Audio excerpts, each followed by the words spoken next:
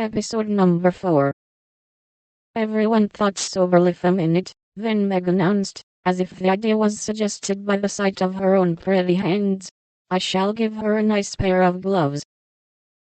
"Army shoes, best to be had," cried Joe. "Some handkerchiefs, all hemmed," said Beth. "I'll get a little bottle of cologne. She likes it, and it won't cost much, so I'll have some left to buy my pencils," added Amy. "How will we give the things?" asked Meg. "Put them on the table, and bring her in, and see her open the bundles. Don't you remember how we used to do on our birthdays?" answered Joe. "I used to be so frightened when it was my turn to sit in the chair with the crown on, and see you all come marching around to give the presents, with a kiss. I liked the things, and the kisses, but it was dreadful to have you sit looking at me, while I opened the bundles," said Beth, who was toasting her face, and the bread for tea at the same time. "Let Mommy think we are getting things for ourselves, and then surprise her. We must go shopping tomorrow afternoon, Meg.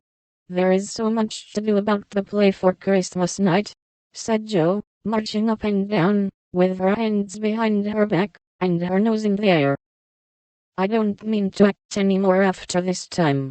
I'm getting too old for such things," observed Meg, who was as much a child as ever about dressing up frolics. "You won't stop, I know, as long as you can trail around in a white gown with your hair down, and wear gold paper jewelry. You're the best actress we've got, and there'll be an end of everything if you quit the boards," said Joe. "We ought to rehearse tonight. Come on here, Amy, and do the fainting scene, for you're as stiff as a poker in that." "I can't help it. I never saw anyone faint, and I don't choose to make myself all black and blue, tumbling flat as you do. If I can go down easily, I'll drop. If I can't, I shall fall into a chair and be graceful. I don't care if Hugo does come at me with a pistol," returned Amy, who was not gifted with dramatic power, but was chosen because she was small enough to be borne out shrieking by the villain of the piece. "Do it this way. Clasp your hands so, and stagger across the room, crying frantically, 'Rodrigo! Save me! Save me!'" And away went Joe, with a melodramatic scream, which was truly thrilling. Amy followed, but she poked her hands out stiffly before her, and jerked herself along as if she went by machinery, and her "oh" was more suggestive of pins being run into her than of fear and anguish. Joe gave a despairing groan, and Meg laughed outright, while Beth let her bread burn as she watched the fun with interest. "It's no use.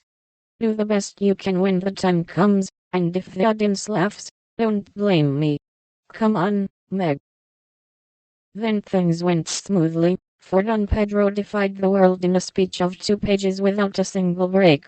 Hagar, the witch, chanted an awful incantation over her kettle full of simmering toads, with weird effect. Rodrigo rent his chains asunder manfully, and Hugo died in agonies of remorse and arsenic, with a wild "ha! Ha!"